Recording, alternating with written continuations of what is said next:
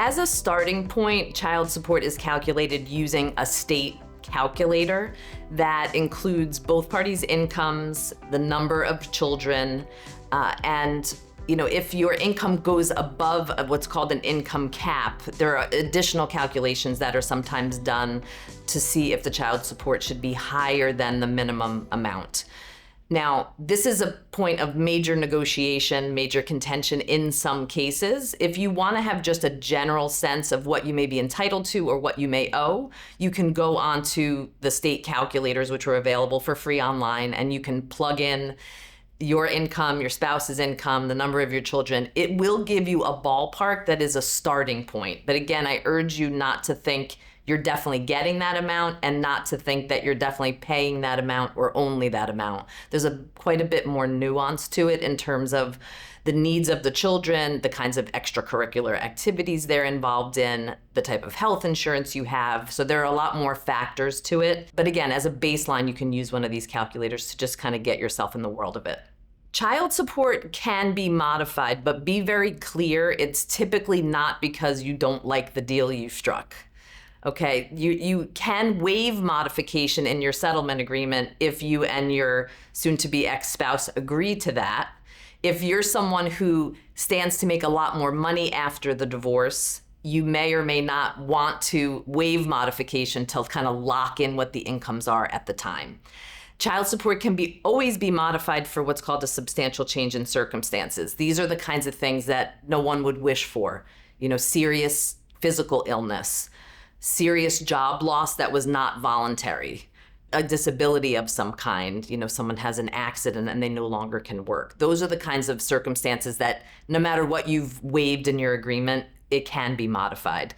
There are different things that can be woven into agreements. Sometimes people agree if one party's income goes up more than 15%, then it can be modified. Some people say it can never be modified. So this is a piece that you can use to negotiate in your favor during your settlement process. Another thing I do want to add here is that 99% of cases settle, meaning you and your spouse are going to determine your future.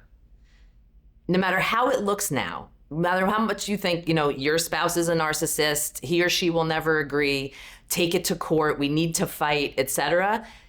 It'll just depend on how long you're going to fight for, but the likelihood is that you and your spouse are going to reach an agreement.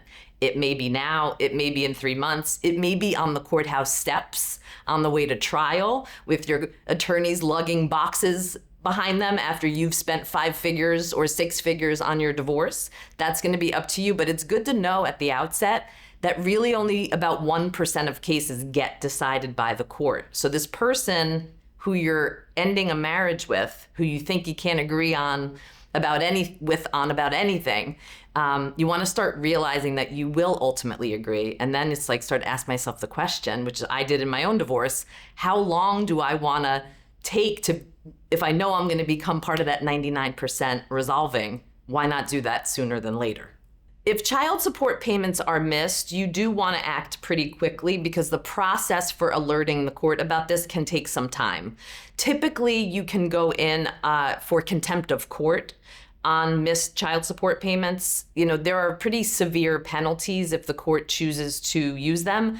Your spouse who's not paying, or if you're the person not paying, there can be an arrest involved. You can lose your driver's license.